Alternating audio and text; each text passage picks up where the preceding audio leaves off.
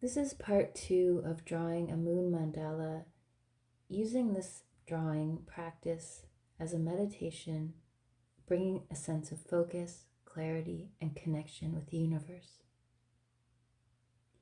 If you haven't completed part 1, I would suggest that you go and find that recording and then have the page in front of you from part 1, as well as a compass, pen, pencil, eraser, and ruler. Pause this now if you need to get your stuff ready, and we'll get started. On your page, you have the 8 phases of the moon in small circles around the inner edge of the large outer circle. We're going to start today by learning about the moon phases in order, starting at the top and moving in a clockwise direction. So breathe into all these empty circles and feel yourself connected with the moon as we go through. Starting at the top circle, with a pen, start dotting. Use each dot as a way of focusing. Dot the circle however you see fit, but make sure there's dots throughout the whole thing. This first moon phase is the new moon. It represents new beginnings. It's considered a time for fresh starts and rejuvenation, especially women regaining their strength after a monthly cycle. It's time for setting new intentions, putting the past behind you, self-care, fresh start, and a clean slate. Moving on to the second phase on the right. Here we'll take the compass and adjust the compass to the size of this small circle. So put the compass point in the center of this small moon phase circle. Reduce the pencil side of the compass about 3 or 4 millimeters smaller than the edge of that circle. Now move the compass point that's in the center over to the left, and this should create an arc on the inside of the circle. Only draw on the inside, not the complete circle. So when you have your crescent drawn, it's a crescent moon you can see on the right side. We'll be filling in with dots the large non-crescent part, and you can start that now. Have a look at the image on the meditation for an example. And start dotting. This is called the waxing moon, waxing crescent, where the moon just starts to be emerging. Start to see the reflection of the sun. This is the rebuilding phase, as the moon has rejuvenated and emerged again. It's time to realize your hopes and desires for the coming month, as well as working on self-confidence and compassion. Every lunar cycle lasts about 29.5 days. This part, the waxing crescent moon, is about day 3 till 6. Fresh energy. Moving on now to the moon on the right. The waxing crescent moon is about day 3 to 6 in the 29.5 day lunar cycle. Moving on clockwise, the next moon on the right is the half moon in the waxing. Waxing means the moon is going from a new moon and the sun is slowly illuminating it to a full moon. And then it wanes from the full moon, goes down and becomes smaller to the new moon. This is the first quarter moon. So take your ruler and draw a dotted line or a line in pencil down the center, lining up the ruler edge with the top or bottom of the page so it's straight.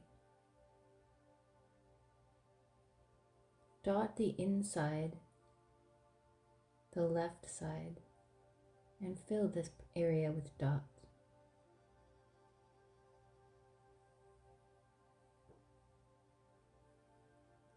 The first quarter moon is about action. Thought to be the stage of obstacles, this is the pause in the lunar cycle, a time when challenges, decisions, and actions come into play. This should be a time of reflection regarding your intentions and their obstacles. It's a time of momentum and growth, pushing forward and commitment. It's a time of empowerment.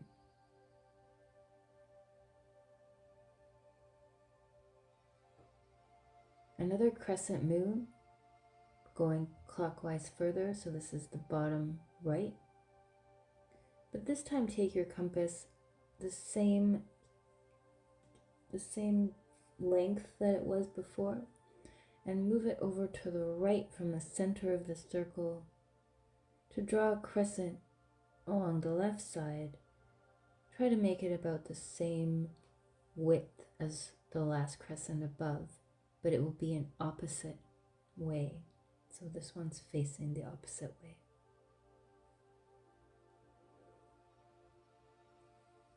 Fill this one in where you're filling the part closer to the middle of the mandala.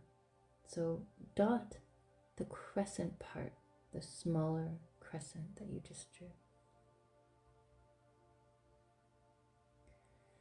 This is the waxing gibbous. As we're almost at the full moon phase, this is the last stop. Time to adjust, refine, edit our intentions in the face of challenges from the first quarter that we just passed through. It's a time of courage, patience, and thankfulness.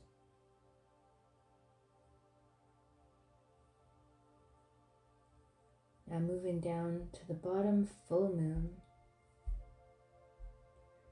This is the moon that will leave blank. Make sure you've dotted or lined around the outside. This is when the sun and moon are on opposite sides of the earth, and the face of the moon is entirely illuminated by the sun. Thought to be the most powerful lunar phase, many believe that this is the most charged spiritual phase. Emotions may be running high, as the sun and moons operate in different zodiac signs, but new opportunities and power surges are often available to those ready to accommodate them. It's a moon that is around day 13 to 17 of the cycle, represents success, fertility, full light, illumination, and fulfillment. On the left now, we're going into the waning side. So the moon is reducing now from the full moon, and this one is the waning gibbous. The gibbous is the large sort of concave part that's illuminated. So we'll draw another crescent, just the same as the top right crescent that we did. However, this time we'll be dotting in the crescent part on the inside.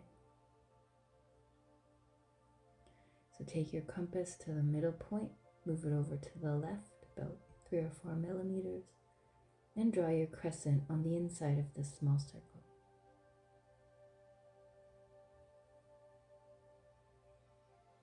And start dotting the crescent part. This is a moon that represents a period of evaluation, the ideal time to reflect on the events of the past few days, readjust intentions to the rest of the month, finding solutions, acceptance, introspection.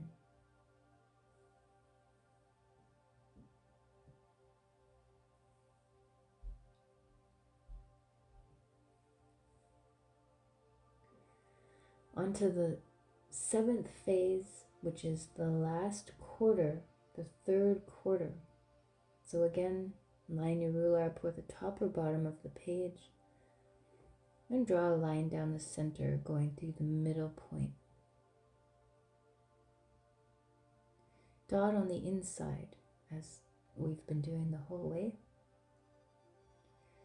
As you dot, I'll explain to you about the 3rd quarter. This is the time of letting go anything that's no longer serving us.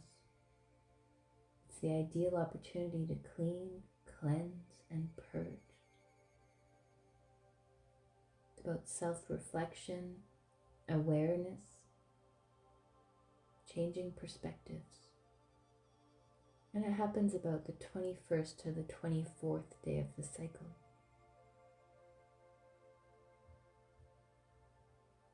And on to the last phase that we haven't dotted yet. This is the waning crescent. Right before the moon disappears for the new moon and starts the cycle over. The waning crescent, we will draw a crescent here, the same as the bottom right, yet we're dotting the big part, not the crescent part. So put your compass in the center, move it to the right a little bit, and draw your crescent. This is the balsamic moon, the waning moon. It's about surrendering to whatever has happened that is out of our control. Practicing compassion and self-care at this time is important, and getting ready for the next cycle. Surrendering, rest, recuperation, releasing attachments, reflect, and let go. And if you need a few extra minutes to finish off your dots or shading here, you can pause this recording as I move on.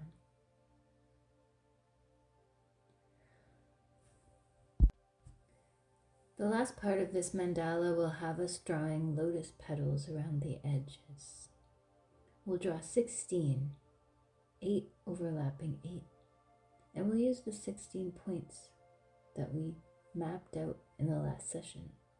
Hopefully you haven't erased it.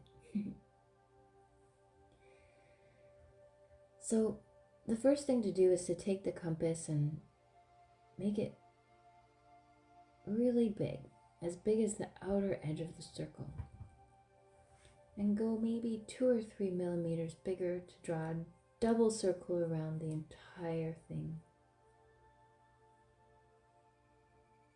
giving it a little bit of space, a double circle. Now from here,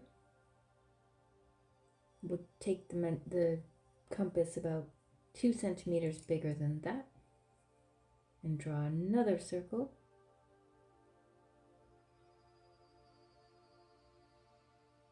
And then for our final circle, go 2 centimeters bigger than that, or to the very edge of the page, so you don't go off the page, and draw your final circle. So we've just drawn 3 circles around the outside of this mandala. This will be our guidelines for the lotus petals.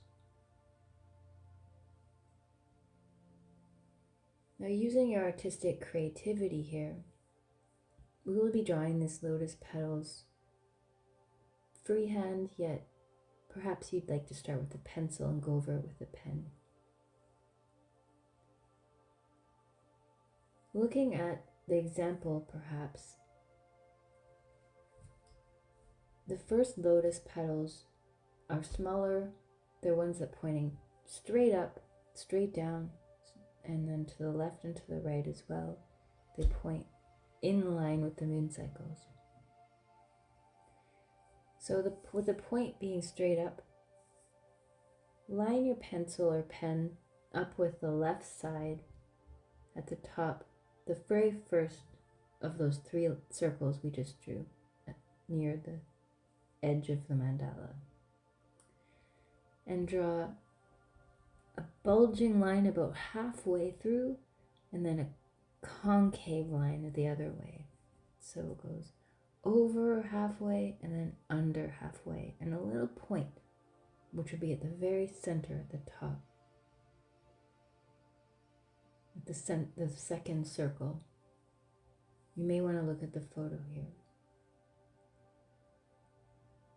On the other side, we'll try to match those concave and convex over under lotus petal, starting at the right, moving over and under and lining it up with the point at the second circle of those 3 that we drew. Here you'll have your first lotus petal. Do our best to try to make these similar all the way around. And if they're not, that's okay, because there is perfection in imperfection, and we are not computers. We're only doing our best here. So if you feel frustration, just use it as a lesson in teaching you to let go of these little things that can happen to everybody, and to keep going.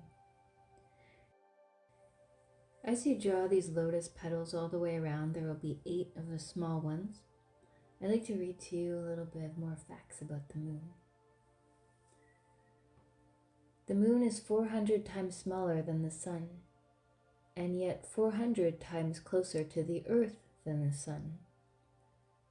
Thus, we see them as the same size. We only see one side of the moon, yet the moon does have 2 sides. They look different. The near side has fewer craters. The moon has no atmosphere, hence temperatures can fluctuate wildly. When astronauts have landed there, they've landed around the lunar dawn, which is the ideal time and temperature. Lunar dust is toxic to humans. The moon has moonquakes.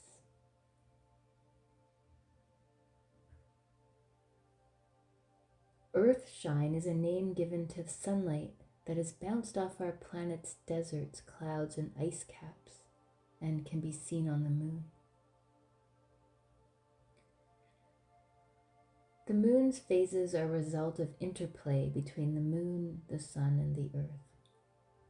The phases have been linked to madness. The word lunatic often comes from this association. That was a fact that I put in part 1, but I liked it, so I thought I'd repeat it.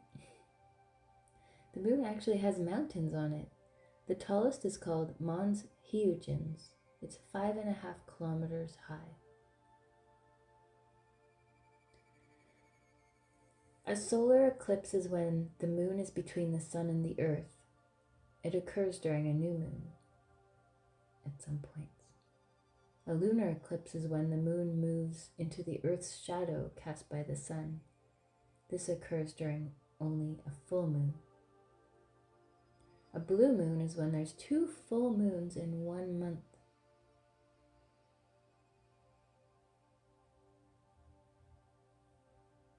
The moon is 384,000 kilometers from Earth, or 238,000 miles, which would take about 130 days to drive a car there.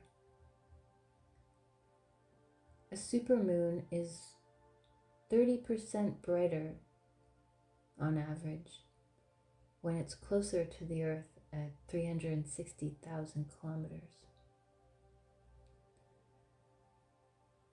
There's also called a micromoon when the moon is furthest from the earth, which results in smaller tides.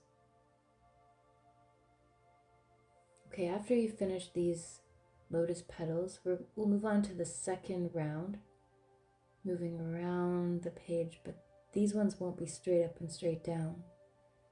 They're the petals midway. So starting at the top, that double line that we drew, draw the same lotus petals over and under to the point at the very top, the very outermost circle. These will be a little bit taller lotus petals. You can use dots here or lines, it's up to you. Where this lotus petal intersects the other one, I've put small and big dots. Use your creativity. You may also want to shade behind these petals or add embellishments inside of them. This will be the last step before we end. Make sure to go over everything in pen, add the embellishments that you'd like, and I'll tell us a few more facts about the moon as you work on this. The moon is usually referred to as more maternal, fertility, rebirth, femininity, and the sun is more referred to as the paternal. The moon is made from silica, alumina, lime, iron oxide, magnesia, titanium dioxide, and sodium oxide. In many traditions in mythology, rabbits have been associated with the moon. The moon only reflects approximately 7% of the sun's rays, and a moon glade is the reflection of the moon on water. So this marks the end of our mandala. I hope that you enjoyed the meditation, and you get some more sense of focus, clarity, and feel more connected to the moon. Don't forget to erase all the pencil marks. Do your little embellishments as you'd like. Refine it to make it your own. And now you have a visual representation of an image that you created that can help you feel connected to the lunar cycles.